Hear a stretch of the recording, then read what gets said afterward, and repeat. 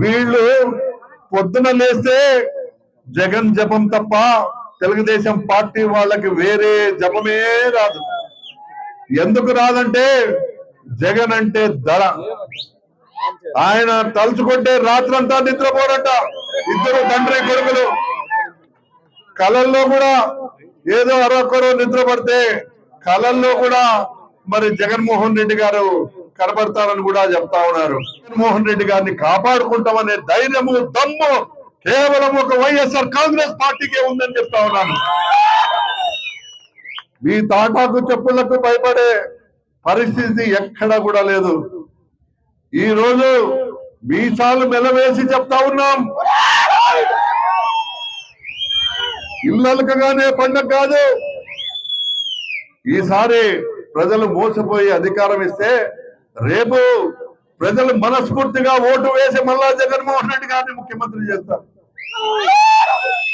ఆ రోజు మీరేమో నాయకులు హైదరాబాద్ కు పోతారు, లేకపోతే సింగపూర్ కు పోతారు, ఇంకో దేశానికి పోతారు. మీ కార్యకర్తల పరిస్థితి, మీ నాయకుల పరిస్థితి ఏమనేది ఒక్కసారి ఆలోచన చేసుకోవాల్సిందిగా తెలుగుదేశం పార్టీ నాయకులకు కార్యకర్తలకు కూడా మేము చెప్తా ఉన్నాం. దయచేసి తెలుగు సోదరులారా, మిమ్మల్ని ఇప్పుడే హెచ్చరిస్తా ఉన్నాం.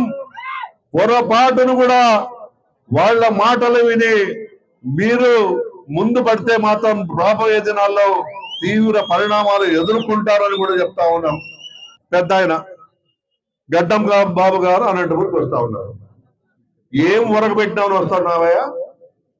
నీ గడ్డం చూపించిపోయేకే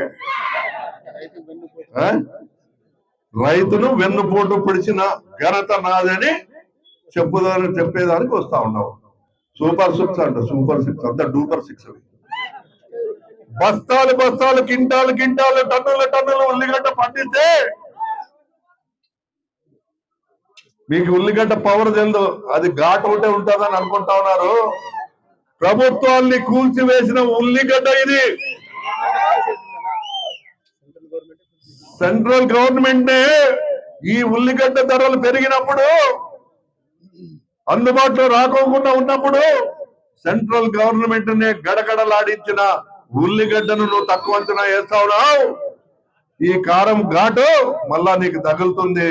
త్వరలోనే రాబోయే స్థానిక సంస్థల ఎన్నికల్లో ఏదో దౌర్జన్యాలు చేసో, లేకపోతే పోలీసుల చేత బెదిరించో, అధికారుల చేత బెదిరించో నువ్వు నామినేషన్ ఇవ్వకుండా చేయాలనే ప్రయత్నాలను సాగిస్తున్నావు. నీ గురించి మాట్లాడేకి బేజారైపోతావు.